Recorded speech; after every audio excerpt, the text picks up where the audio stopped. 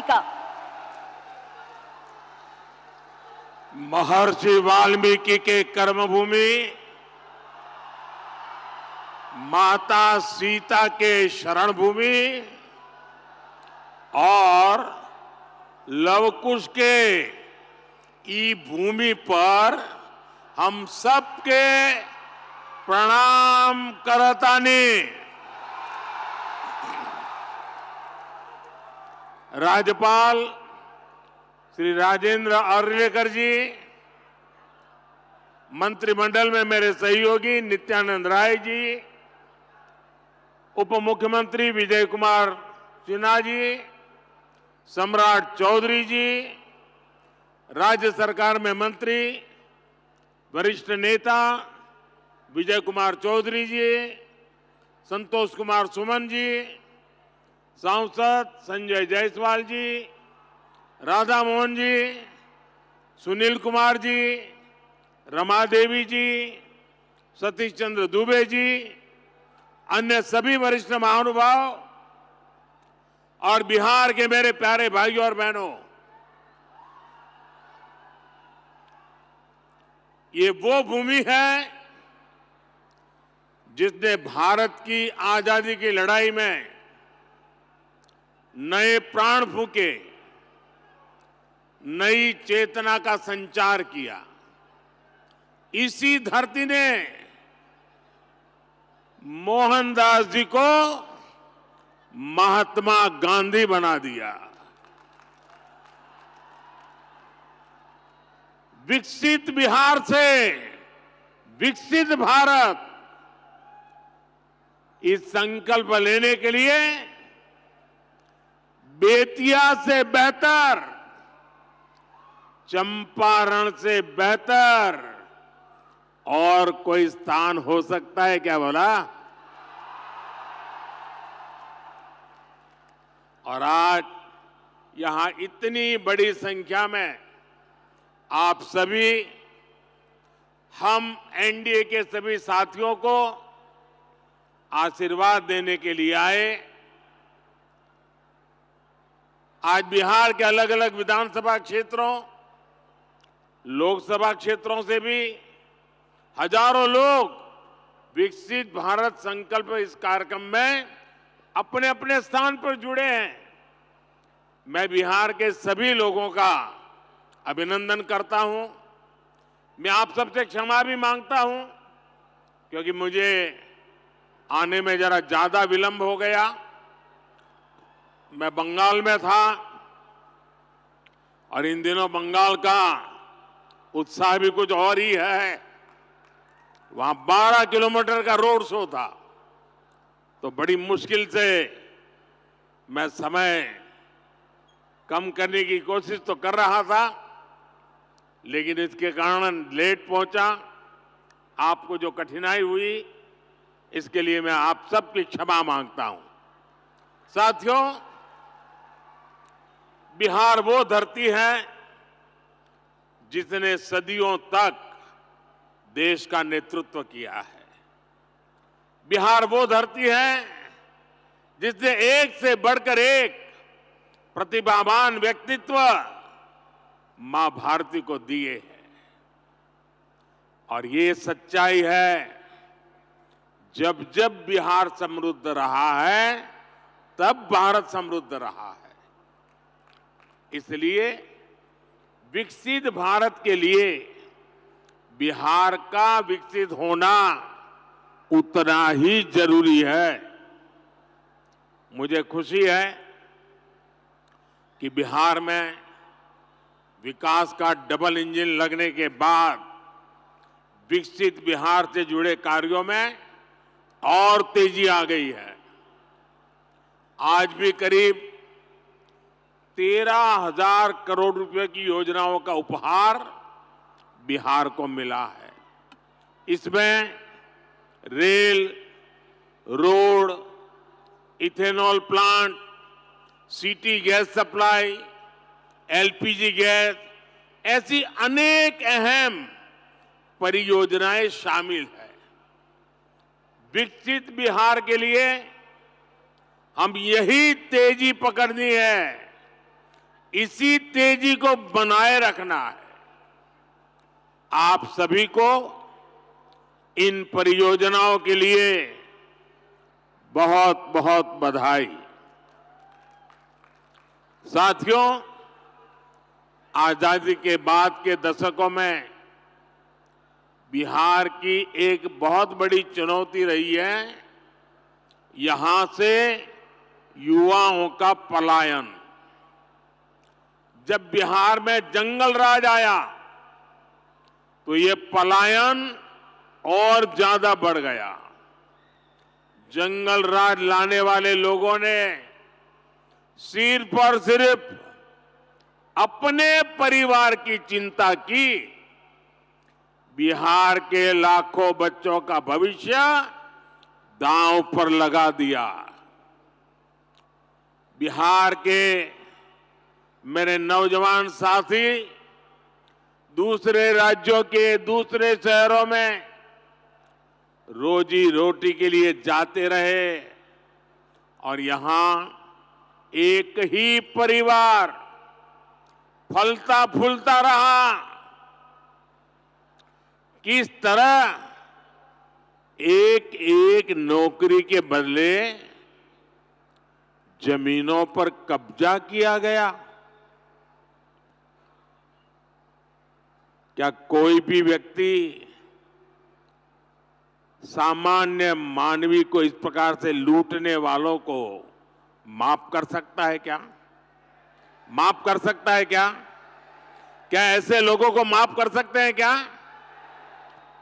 बिहार में जंगल राज लाने वाला परिवार बिहार के युवाओं का सबसे बड़ा गुनहगार है। जंगल राज के जिम्मेदार परिवार ने बिहार के लाखों नौजवानों से उनका भाग्य छीन लिया। ये एनडीए सरकार है जो इस जंगल राज से बिहार को बचाकर इतना आगे लाई है। साथियों, एनडीए की डबल इंजन सरकार का प्रयास है कि बिहार के युवा को यहीं बिहार में नौकरी मिले, यहीं बिहार में रोजगार मिले। आज जिन हजारों करोड़ रुपयों की परियोजनाओं का लोकार्पण और शिलान्यास हुआ है, उसके मूल में भी यही भावना है। आखिर इन परियोजनाओं के सबसे बड़े लाभार्थी कौन है? इसका सबसे अधिक लाभ उन नौजवानों को होगा जो अभी रोजगार करना चाहते हैं, जो स्कूल कॉलेज में पढ़ रहे हैं। आज गंगा जी पर 6 लेन के केबल आधारित ब्रिज का शिलान्यास हुआ है। बिहार में 22,000 करोड़ रुपए से 1 दर्जन से अधिक पुल पर काम चल रहा है, जिनमें से 5 पुल तो गंगा जी पर बन रहे हैं। ये पुल, ये चौड़े रास्ते ही वही तो विकास का मार्ग बनाते हैं, उद्योगों को लाते हैं। ये जो बिजली से चलने वाली ट्रेनें चल रही है, वंदे भारत जैसी आधुनिक ट्रेनें चलने लगी है, ये गति किसके लिए है? ये उन नौजवानों के लिए है जिनके माता पिता ने ऐसी सुविधाओं के सपने देखे थे। ये जो इंफ्रास्ट्रक्चर बन रहा है, ये रोजगार का बहुत बड़ा माध्यम होता है। इसमें मजदूर हो, ड्राइवर हो, सर्विसेज से जुड़े लोग हो, इंजीनियर हो, ऐसे अनेक क्षेत्रों के रोजगार इससे पैदा होते हैं। यानी ये जो हजारों करोड़ रुपए सरकार लगा रही है, ये पैसा बिहार के सामान्य परिवारों के पास ही पहुंचेगा। इससे रेत, पत्थर, ईंट, सीमेंट, स्टील ऐसे अनेक उद्योगों को, फैक्ट्रियों को, छोटे छोटे दुकानों को बल मिलने वाला है। साथियों, ये जितनी भी नई ट्रेनें चल रही हैं, पटरियां बिछ रही हैं, ये सब कुछ आज भारत में ही बन रहा है।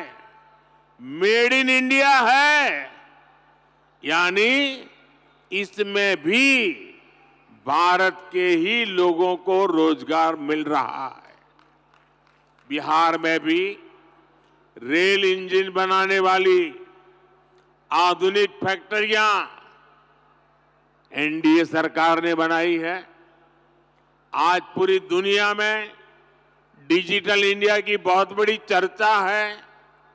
और मैं आपको एक बात और बोलूं, आज कई विकसित देशों में भी ऐसी डिजिटल व्यवस्था नहीं है जो बेतिया में, चंपारण में उपलब्ध है।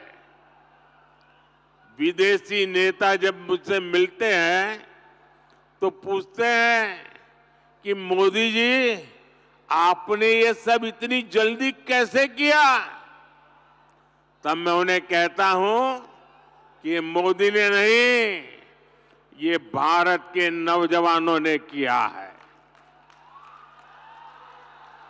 मोदी ने तो भारत के हर युवा को उनके हर कदम पर साथ देने की गारंटी दी है। और विकसित बिहार के लिए आज यही गारंटी मैं बिहार के युवा को भी दे रहा हूं। और रउआ जानते बानी, मोदी के गारंटी मने गारंटी पूरा होके के गारंटी। साथियों, एक तरफ नया भारत बन रहा है, वहीं दूसरी तरफ आरजेडी, कांग्रेस और इनका इंडी गठबंधन अभी भी 20वीं सदी की दुनिया में जी रहा है। एनडीए की सरकार कह रही है कि हम हर घर को सूर्य घर बनाना चाहते हैं। हम चाहते हैं कि हर घर की छत पर सोलर प्लांट हो, उससे वो घर भी कमाएं और उसे बिजली भी मुफ्त मिले।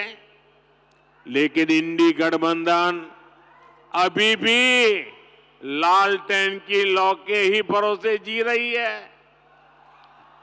जब तक बिहार में लालटेन का राज रहा, तब तक सिर्फ एक ही परिवार की गरीबी मिटी, एक ही परिवार समृद्ध हुआ।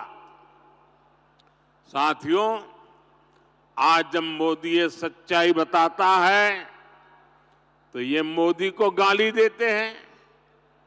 भ्रष्टाचारियों से भरे इंडी गठबंधन का सबसे बड़ा मुद्दा है मोदी का परिवार नहीं है। ये लोग कहते हैं कि इंडी गठबंधन के परिवारवादी नेताओं को लूटने का लाइसेंस मिलना चाहिए। क्या लूटने का लाइसेंस मिलना चाहिए? क्या मिलना चाहिए? क्या आज भारत रत्न कर्पूरी ठाकुर जी अगर होते तो ये उनसे भी यही सवाल पूछते जो मोदी से पूछ रहे हैं। परिवारवाद और भ्रष्टाचार के कट्टर समर्थक ये आज पूज्य बापू जेपी लोहिया बाबा साहब आम्बेडकर को भी कटघरे में खड़ा करते। इन्होंने भी तो अपने परिवार को बढ़ावा नहीं दिया, बल्कि देश के हर परिवार के लिए जीवन खपा दिया।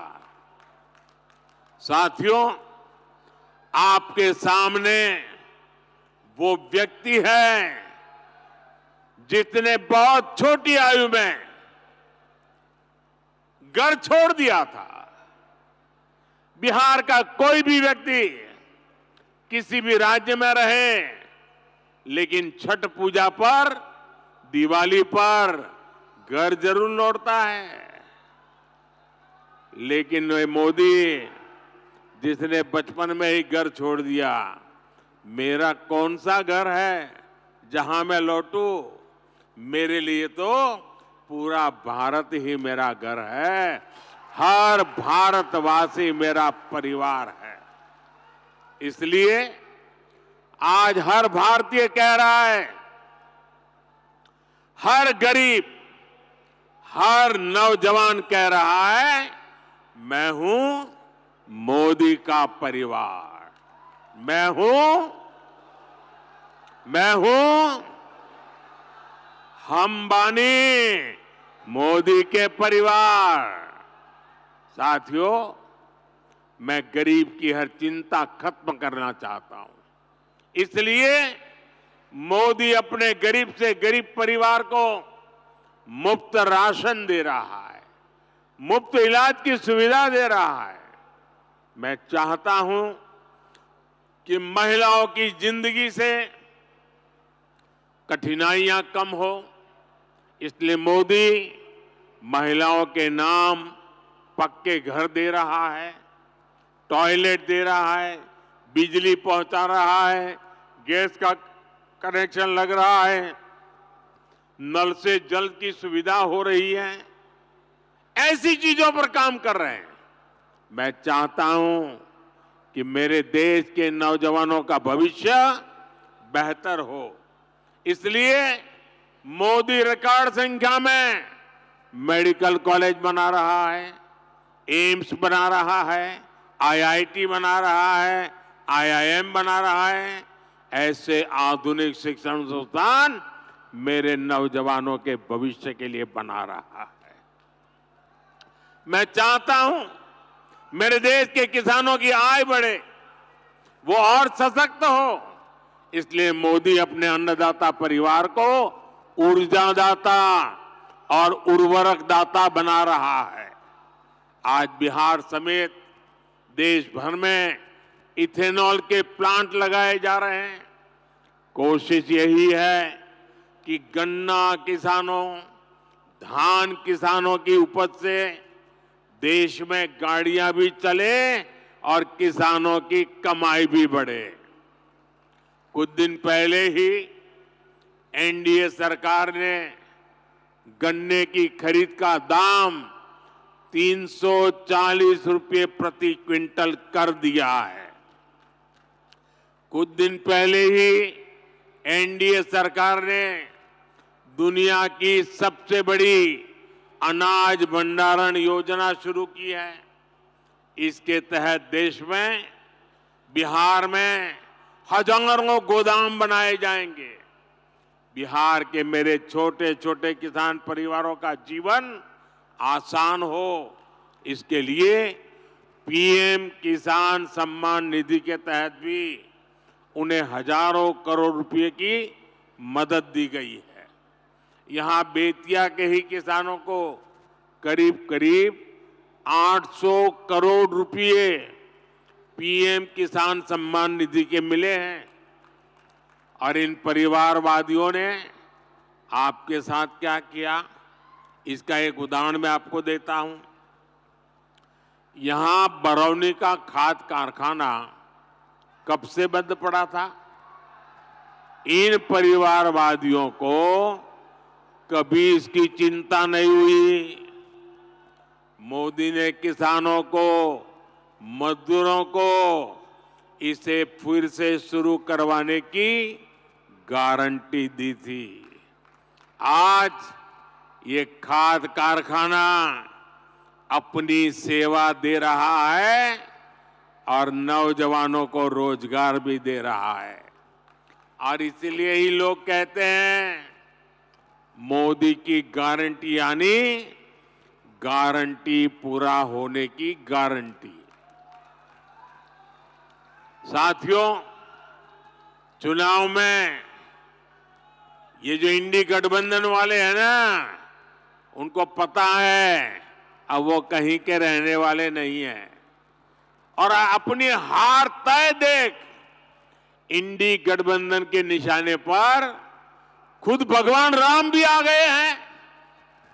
यहां बेतिया में मां सीता की अनुभूति है, लव कुश की अनुभूति है। इंडी गठबंधन के लोग जिस तरह प्रभु श्री राम और राम मंदिर के विरुद्ध बातें बोल रहे हैं, ये पूरे बिहार के लोग देख रहे हैं। और बिहार के लोग ये भी देख रहे हैं कि भगवान श्री राम का अपमान करने वालों का साथ कौन दे रहा है। यही परिवारवादी हैं जिन्होंने दशकों तक राम लला को टेंट में रखा। यही परिवारवादी है जिन्होंने राम मंदिर न बने इसके लिए जी तोड़ कोशिश की। आज भारत अपनी विरासत, अपनी संस्कृति का सम्मान कर रहा है, तो इन लोगों को इसकी भी परेशानी हो रही है। साथियों, ये क्षेत्र प्रकृति प्रेमी थारू जनजाति का क्षेत्र है। थारू समाज में प्रकृति के साथ प्रगति की जो जीवन शैली हम देखते हैं, वो हम सबके लिए सबक है। आज अगर भारत प्रकृति की रक्षा करते हुए विकास कर रहा है, तो इसके पीछे थारू जैसी जनजाति की भी प्रेरणा है। इसीलिए तो मैं कहता हूं कि विकसित भारत के निर्माण के लिए सबका प्रयास चाहिए, सबकी प्रेरणा चाहिए, सबकी सीख चाहिए। लेकिन इसके लिए एनडीए सरकार का 400 पार होना उतना ही आज जरूरी है कि नहीं है? कितना देश को तीसरी सबसे बड़ी अर्थव्यवस्था बनाने के लिए एनडीए गरीबी से लोगों को बाहर निकालने के लिए एनडीए युवाओं को रोजगार के नए अवसर देने के लिए एनडीए गरीबों को पक्के घर देने के लिए एनडीए 1 करोड़ घरों में सोलर पैनल लगाने के लिए एनडीए 3 करोड़ लखपति दीदी बनाने के लिए एनडीए देश के कोने कोने में वंदे भारत ट्रेन चलाने के लिए विकसित भारत विकसित बिहार के लिए एक बार फिर आप सभी का मैं बहुत बहुत धन्यवाद करता हूं। मेरे साथ बोलिए, भारत माता की।